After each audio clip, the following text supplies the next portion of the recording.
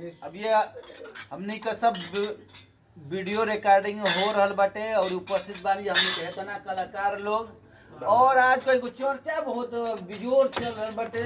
जहाँ देख यही होता ते ही भोजपुरी अश्लीलता पे लेके अपन चर्चा कर लगता कि बड़ा भोजपुरी गाना अश्लील बा, बड़ा भोजपुरी गाना। आप लोग का मानत बन जाए कितना भोजपुरी गाना अश्लील बा बताइए। बिना मकसद को गाना होता बाटे ऐसा बात तो खाली भोजपुरी में अश्लीलते बाटे कि भोजपुरी में निको गाना गवाता। बहुत बढ़िया गवाता। जिस गाने में भगवान का नाम नहीं उस गाने को गाना। आपका मानकर ढेर अश्लील बाटे कि कुछ ठीको बा?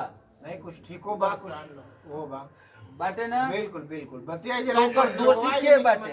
वो ना वो अश्लीलता का दोषी के बाटे? गायक ढेर बाना, गीतकार बाना के हम सब श्रोता लोग बानी। ओकर सबसे दोषी पहले गायक वाला। तो गायक के यदि गीतकार गाना लिख के ना दे तो गायक कैसे गाई? सही है आए कब के करा के दोस्त माना जा? जनता सुनबे नहीं करी तो बनाई के का करी।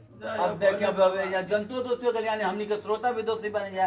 यदि हमनी के ना सुनी जा तो कहाँ ले गई हैं?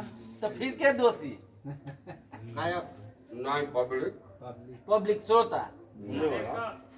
भोजपुरी गीत गलत नहीं है। हाँ वो पैसा खातिर के कुछ ऐसा ऐसा बनाओ तो सुना कि वही के ज्यादा चल जाओ हां हां यूट्यूब पर कितना कितना कुल बनाओ तब कि हमार खूब चलो आउ सुने खातिर लइका तू गाना वैसे नहीं आगे बढ़िया नहीं, सुने खातिर बहुत बढ़िया सुना हम देखले बानी अभी अधिकतर बहुत अच्छा भी चल रहा बाटे। बड़े बड़े गायक लोग के देखले बानी, जितना बड़े बड़े गायक बना अपन पैसा लगा के एगो गाना एल्बम बनावे में आज के समय में तो एक गाना बनावे में लगभग में 5,000 7,000 रुपया 10,000 रुपया खर्चा पड़ा जाते 10,000 रुपया।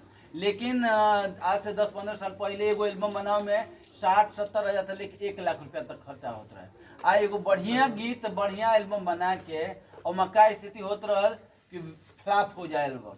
तो जे गायक कलाकार के 1 लाख रुपया दे लगा के अब फ्लॉप हो जाए तो बताई ओके नुकसान हो कि फायदा हो?